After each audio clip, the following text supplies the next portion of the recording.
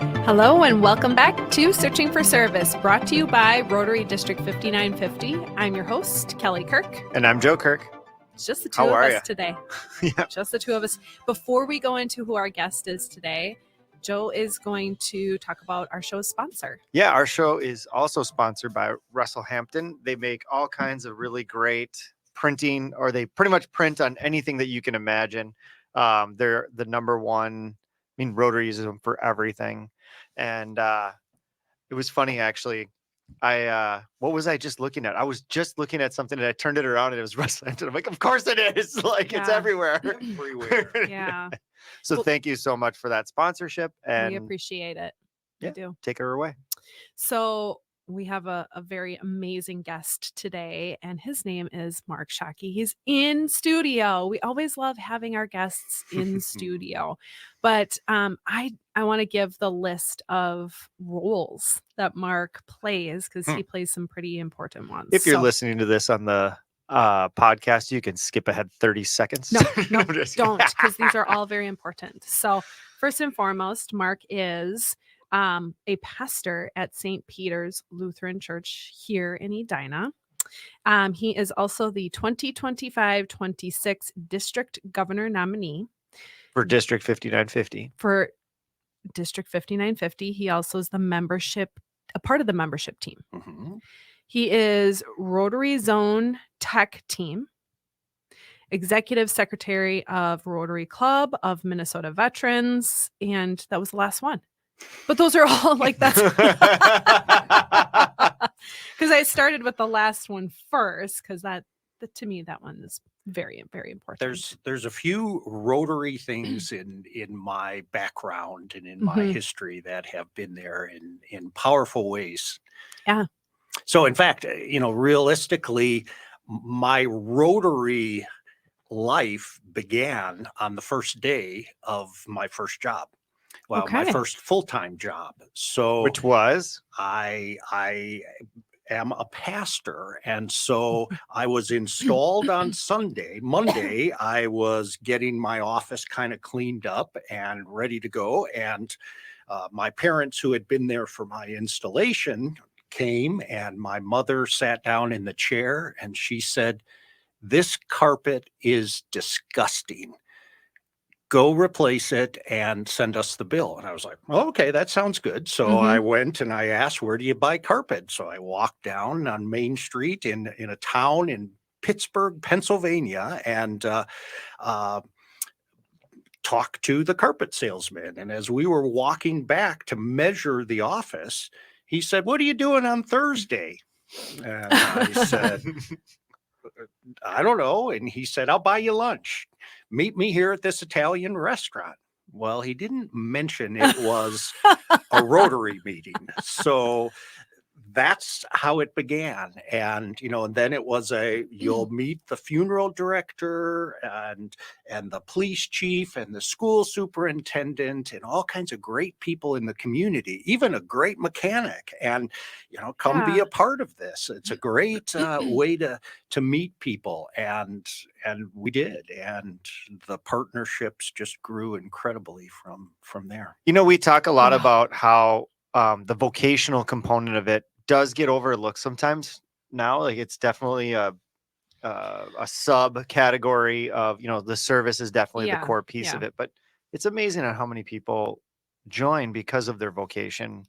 And I mean, it is incredibly valuable. And we called it classifications. Yeah, and, sure. And the whole thing with that, in those days, it was very clearly there was only one person allowed from each profession. And so it was really quite an honor to be invited to participate in that way. And the great thing about it is, as a young professional person, I learned so much about leadership from Rotary, from seeing what others did and the examples. And then the training has just been phenomenal throughout the last 35 years that I've gotten from Rotary. Yeah, I agree. The training is really amazing. I mean, just the structure, and we've talked about this in other episodes. the structure of Rotary really lends itself to developing leaders because of the way that you have 3 years within your club. If you're going to be president, you kind of go through a cycle. You get to watch, you get to kind of soak everything in, Yeah. and then put your own stamp on it when it's your time, right? Yeah. Well, and as a pastor too, you are a leader within the congregation. Yeah. So Well, and the other aspect is so much of what I do focuses around volunteers. Sure. mhm. So the thought that, oh, corralling and identifying and setting volunteers free is identical in what we do in Mhm. my Yeah. day-to-day life as it is in my Rotary world. And how do we get people serving? And Yeah. that's the sauce that kind of is very similar between Rotary and church life. That is, it took me a while to be comfortable with that, Hmm. and then especially here, this whole idea of being invited to be a district governor. Why would anybody want to listen to a pastor? This is not a faith organization. So the idea that a pastor would be a district governor just made no sense in my mind whatsoever. And I just put the whole idea off for so long. And the reality is, I'm inseparable from my faith, and really every Rotarian is inseparable from their classification. Mhm. Mhm. If you're an attorney, you go to a Rotary meeting and you're an attorney. If Yeah. you're a teacher, you go there, you show up, you have expertise in teaching, and Yeah. that's going to come out in your discussions. And I started to realize, well, wait, that's never been something that's been a hurdle for me when I've gone to Rotary meetings or when I've Sure. served and done things at district level. So why am I so afraid of that? Hmm. And I had put it off and put it off, and I was actually in South Africa, and I was invited to be on a Rotary podcast, and I was invited because of the whole faith issue. And, this is a real challenge for clubs now. Many clubs who were started 60 years ago with prayer at the beginning of every meeting. And Yeah. some people are so uncomfortable with that. How do you reconcile that? How do you deal with that? What do you do with that? And I just answered questions and I talked about it. And after it was done, the host said, I'm uh, classified as an atheist, and I feel so comfortable now with Rotary and the connections to faith communities. I just want to thank you. And at that moment, I thought, okay, this is different. So Yeah. that was when I called the district governor from South Africa and said, okay, I'm in. Well, what do you Mhm. mean? I'll send you my application. Yeah. It's time I do this.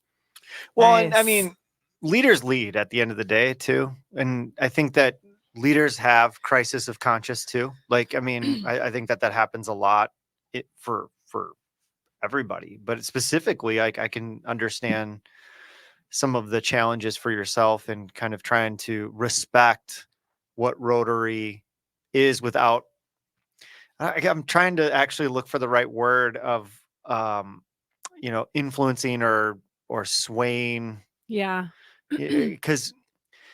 But on the other side is I just go, it Rotary is incredibly inclusive, and it should be inclusive of all things, Yeah. not just um, you know, some things. It should be all things, and we should all become more tolerant and more understanding of one another, whether you agree with them or not.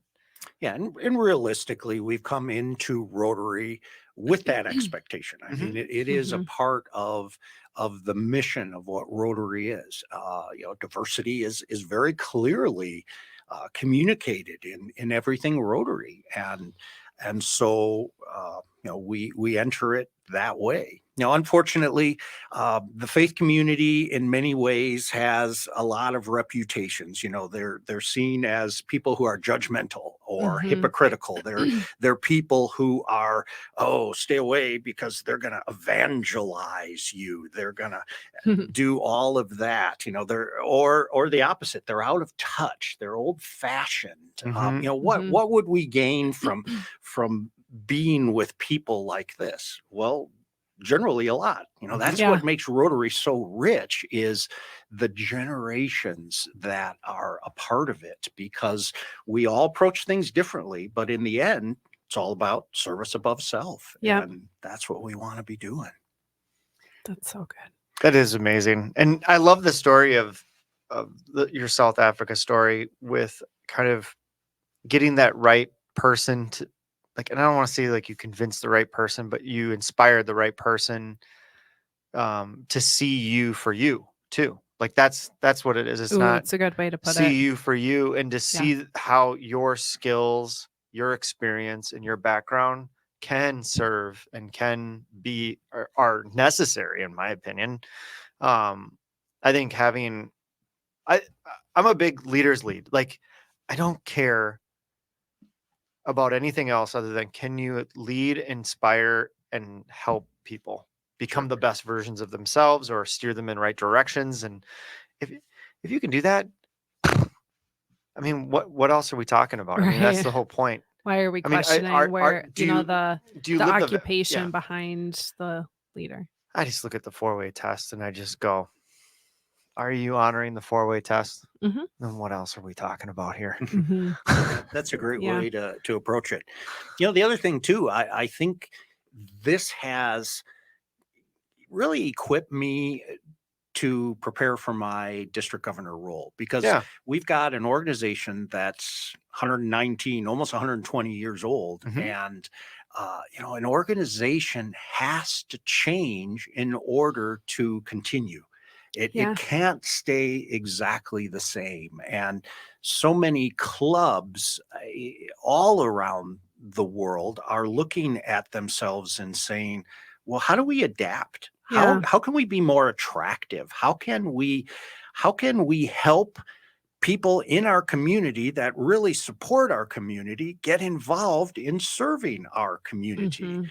And so that's what we do. Communities have changed, and so Rotary needs to change in the middle of all of that. And each club uses its own approach, and each one's different and diverse and Mhm. unique, and that's the richness of what Rotary can really be.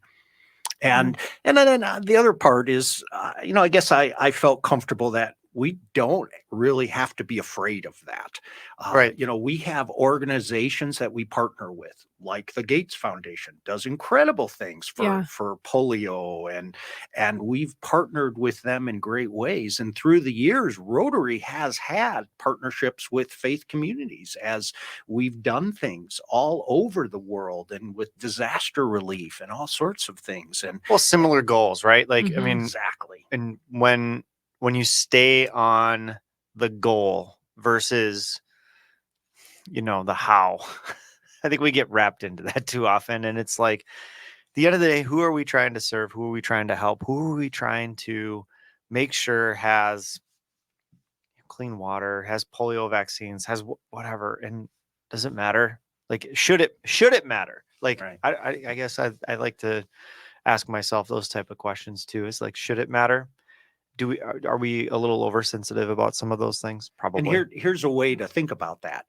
If we're focused on those who are serving, we're focused on the wrong thing. Hmm. Our focus needs to be on those who have needs, and how do we Sure. help them, instead of, oh, should I be helping them? Well, if you see the need, You you should be better helping. Yeah. step in there I'm and do I'm something. following. Yeah, I follow that. Mhm.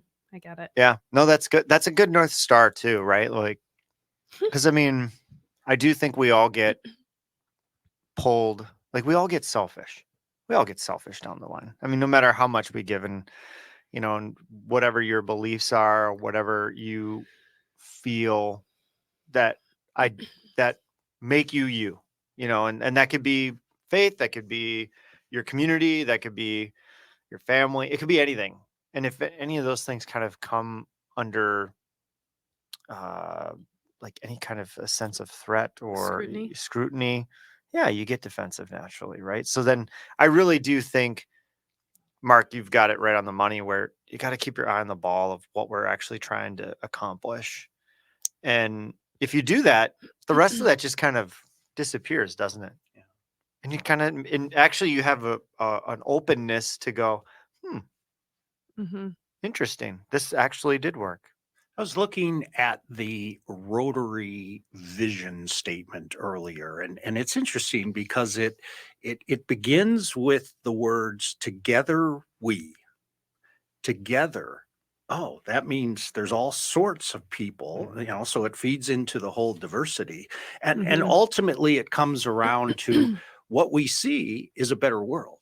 Yeah. And and that's why we get into Rotary, is because we see a better world. And I bring my faith background that also has that desire of a better Mhm. world for people, and together amazing things happen. So it's I can't really separate this out. I can't say, well, this is my Rotary life and this is my professional life, because Yeah.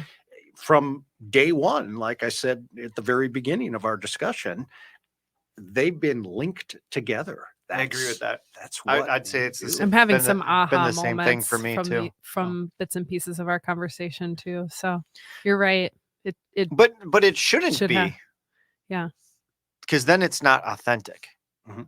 And I think Mhm. the only way that you can truly build community is through authentic selves of people. And you can have that conversation around, I mean, any group of people. They've got to be able to show up respected, feel safe, feel heard, Mhm. and feel like they have a voice that they can serve with.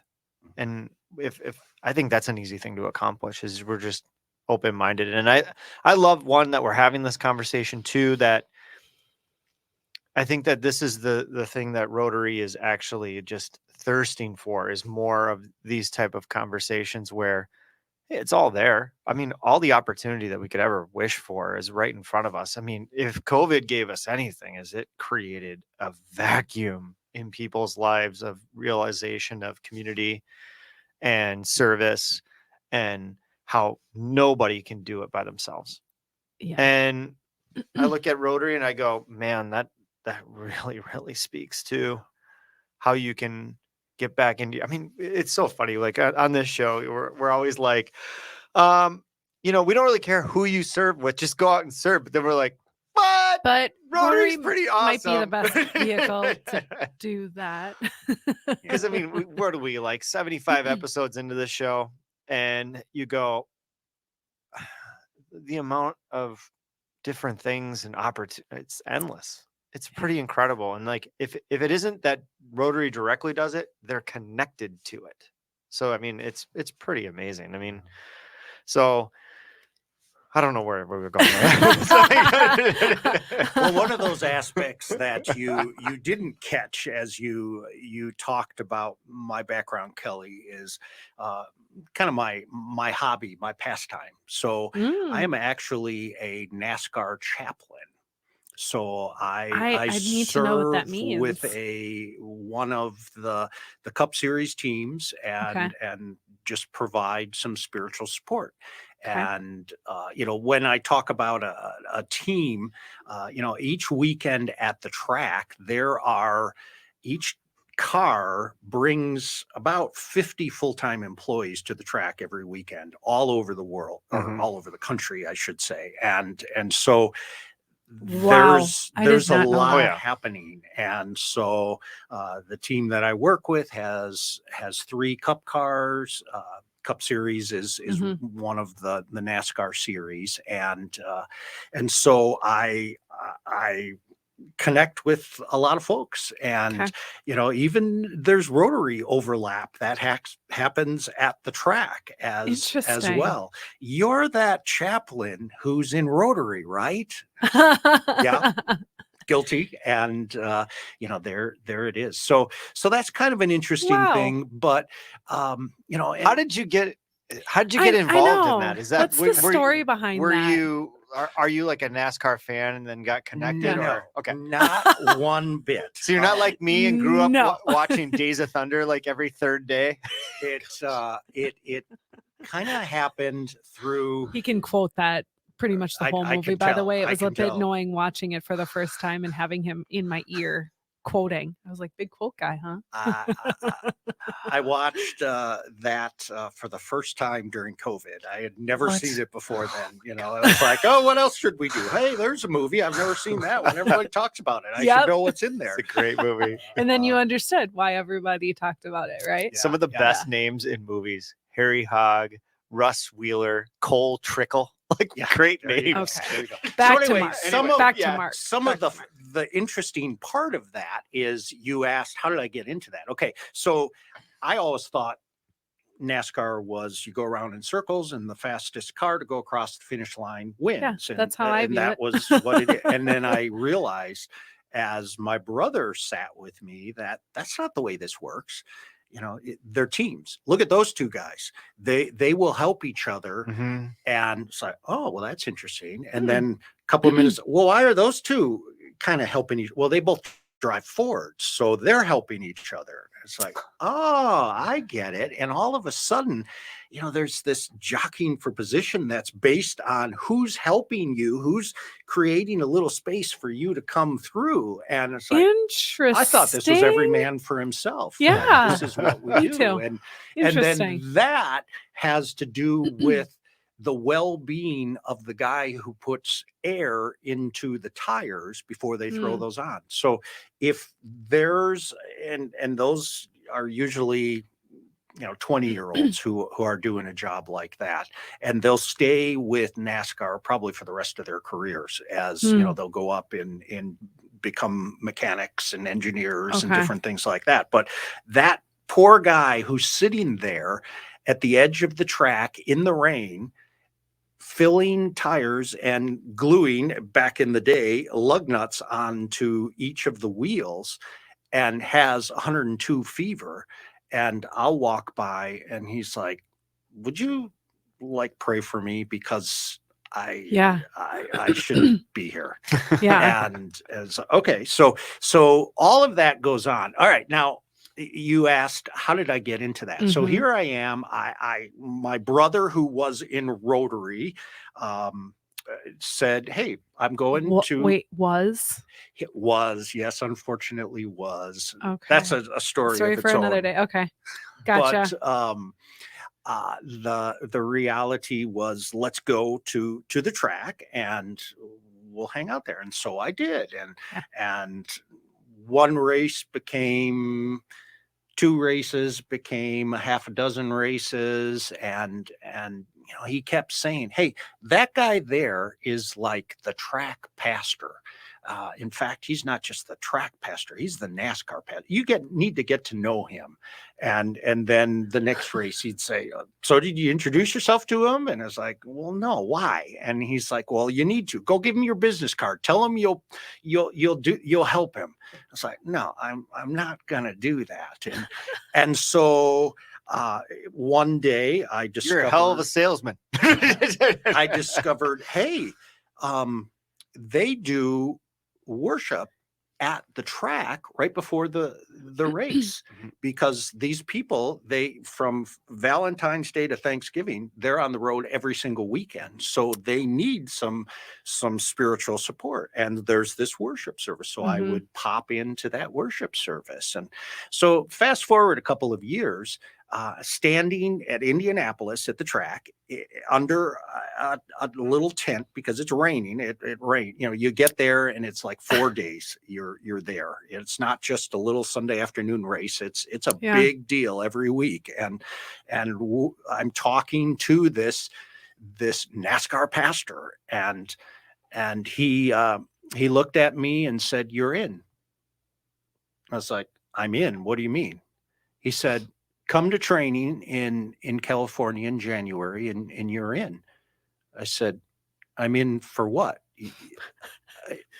Sounds a lot like Rotary here. Yeah. I'd like you to be a chaplain.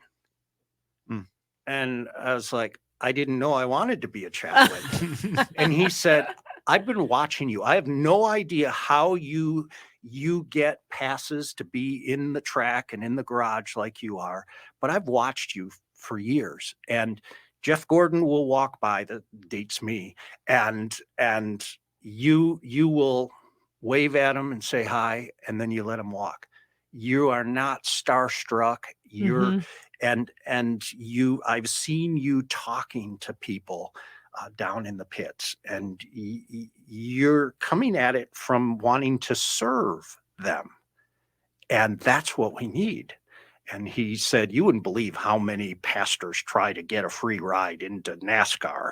And he said, that's not what I see in you. And so there we go. So there's the serving Yeah. that comes through in different ways. And, and as I came back, I realized, wow, this is great. And, so there it is. That's the common connection, is serving. And then I realized, oh, well, I don't have to be afraid of all of these people that I know nothing about their backgrounds, because that's what I do every week in Rotary. I know nothing about all these people, Right. but I sit and have a meal with them, and we end up serving somewhere in the community together.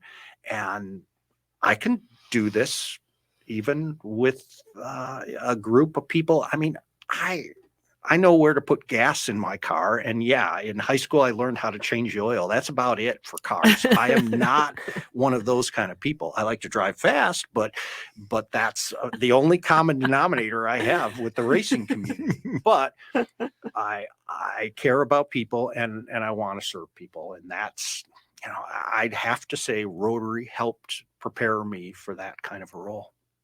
That's amazing. Wow. That's such a cool story of how, It gosh, is. it's just, I always love how serendipitous life can be.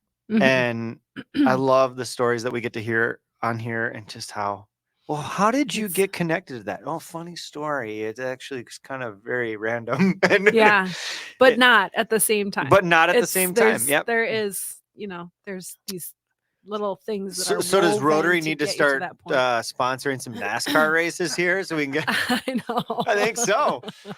Yeah, I think that would be a hard sell. It's, Yeah. there's a lot of money in the NASCAR world, and I've heard. those sponsorships. Yeah, they're pretty pricey. Don't get cheap on me now, Rotary. Work on searching for service. There you first, go. and, Well, hey, I mean, speaking of that, all right. Yeah. Sounds like we need some introductions here. NASCAR do you wanna sponsor us? There we go. I'm There we kidding. go. Only kidding. No, but that, I mean, to go back to that, like I said, it's cool that, the stories that are shared on the podcast, the show, may seem at random, but there is that little, there's the thing, there's it's the this same. that led to this, and it's all kind of Mhm. woven in, and then you go, and here's the tie. Uh-huh. There it is. So, and it all makes sense. We've kind of set the scene here, and I want to ask, how does all of this inform the type of district governor that you hope to be? I think a big part of why I even said yes, you can consider me for this kind of role, was just seeing all of how individual clubs can at different times be so energetic and so focused on serving, and then 2 years later, they're really struggling. And it's Yeah. not because there's a different president in there. It's just because, for whatever reason, situations have changed, and they've kind of lost that serving edge, Mhm. and are ready to hang it up and say, this isn't fun like it used to be. This isn't what we do. And that's what I see, is being able to come alongside clubs and help them just focus in on what we can do together to make a difference in the world.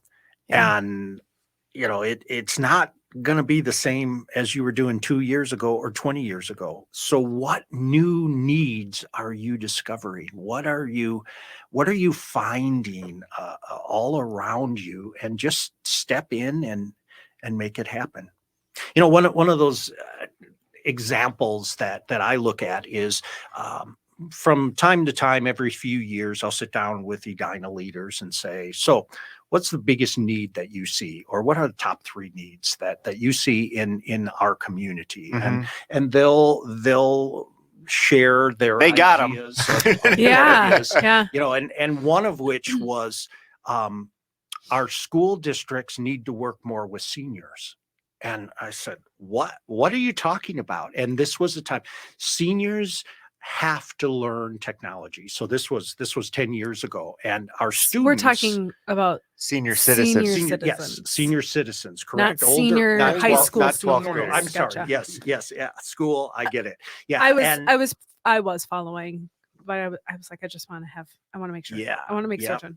And so that just opened my eyes to, well, wait, a organization that's focused on children is concerned about their neighbors not being able to figure out technology, not being able to get their prescriptions, not being able to fill out the forms before they go in for their surgery. Our kids know this stuff like everything. So we're Yeah. going to combine our kids together with the neighbors who are older and are afraid of cell phones and other things, and Mhm. teach them how to use those iPads and Yeah. that sort of thing. So I've looked for that. And, another one of the needs that's there has been, locally, I've learned in the last years, has been young adults with disabilities. So either developmental disabilities or intellectual disabilities.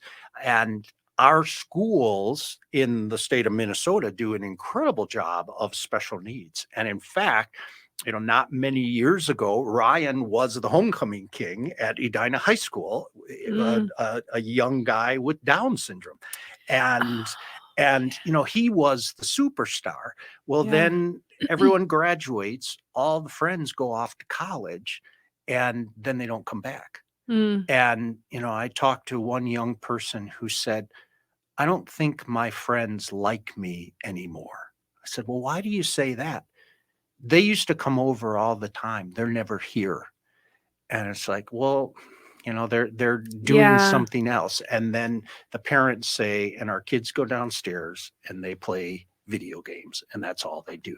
Yeah. So we recognize this is huge need for just befriending and walking alongside of people. And so, then we discovered, other things like our Veterans Club has gotten involved in helping with some wheelchairs, and basically providing wheelchairs, because in America, the liability is too high for accepting donations of wheelchairs, but we can send them all over the world and fix them up and get them going, and equip people with disabilities to be functioning.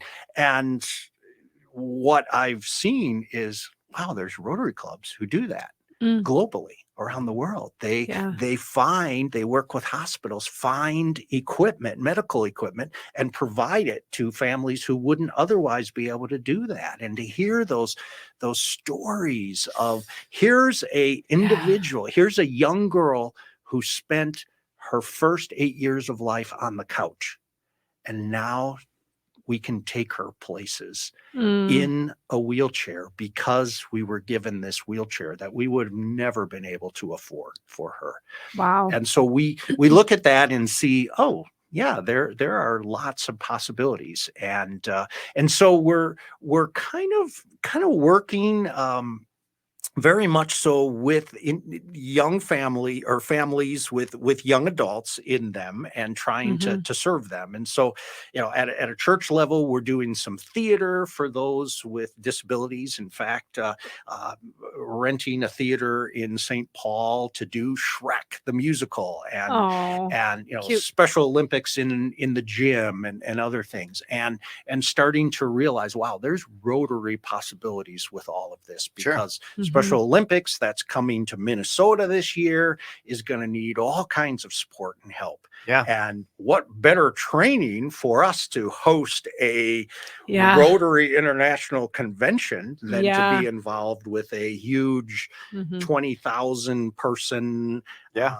Special Olympics event, Mm. and putting that on. So, discovering the need and seeing, okay, this is more than just one little church in Edina, Minnesota, who should attack this. Yeah. There are clubs who want to serve people in their communities. Let's make them aware. And so that's, coming back to the idea of how do we approach this? As in my leadership as a district governor, what could happen? I think just helping people understand, what could we do together, and remember that Rotary vision statement. Mhm. Together we Mhm. dot. Yeah. Oh, we see a world where disabilities aren't hurdles for Yeah. people and they can be involved. Wait, that's diversity. That's what It sure is. one of our huge values. Right. That's what we do together. So, Mhm. I picture these young people very much involved in the Rotary sphere in the coming years. And you guys are in Edina Club. There right. you Yes, go. we are. Get Yeah. ready, because we're Here we go. preparing them. And I love it. One of the things That's that really I neat. liked, and we've had it in another show where they talked about the music festival, the one in St. Prior? Cloud, Oh, by George, Summertime by George. Summertime by yeah, George, by George Lake. and George. how they figured out how to redo the park and redo the lakefront was they Mhm. went to the city and went, what do you Yeah. guys need? And they gave them a comprehensive plan, and this was something we've got on it. Cool, we'll just attack that. And so you think about, like, as you're going into your district year and you go, oh, can I empower a lot of these clubs that are struggling with service, and go talk to your city? And probably a lot of the clubs have city officials in the Yeah. club, and Yeah. just say, what are the top 3 things? Like exactly what you were saying, and just attack one of them. Are you going to State of the Community tomorrow? I shouldn't I? I've actually Well, got we'll a get the couple com- We can get the commitments lowdown going. for you, Yeah. Mark. We It's all typically good. do like an encore for the club. Usually does one. You're always welcome to come. Or What? like they'll do like a mini presentation at our club Oh, yeah. Gotcha. to kind of give us the Gotcha. cliff notes. No, I'm But- excited. Kelly's to gonna be there. Mm-hmm. I am. Well, we've done some interesting things at the district level, in many surrounding districts of identifying individuals who might be served by Rotary. And I know you've done podcasts on things like cause-based clubs, Right. Mhm. And Yep. what does that look like? And I'm actually a part of one of those, the Minnesota, the Rotary Club of Minnesota Veterans. Yep. And, Yep. and that's what we focus on, is a very specific niche, and everything we do is serving veterans. And Mhm. I am not a veteran myself, but the weekend, or the week after a weekend when I sent off my son-in-law to be deployed for the first time, leaving behind a 3-year-old and an 8-month-old for a year, Yeah. and recognizing, oh, I guess I am part of the veteran community. Yes. And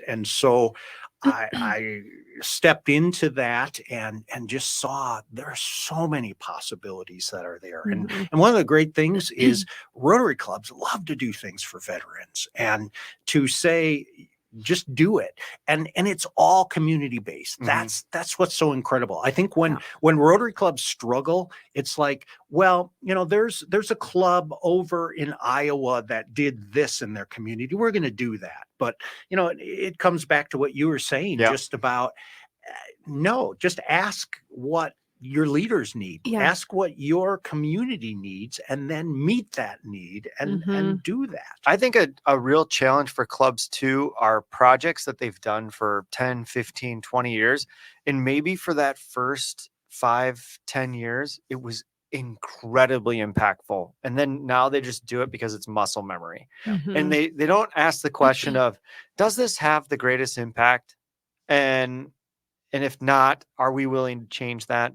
But maybe it does, right? Like, I mean, I think of all kinds of stuff that our clubs does, and it's been doing it forever, and it seems to have a very huge impact. But to have that recognition every year, and I think that goes back to leadership. I mean, I think the whole kind of crux of this whole entire call podcast has been, leadership, and that it comes in many forms, and we need them all. Yeah. And well, and even go back another step before that, when we were talking about the makeup of the individual Rotarians.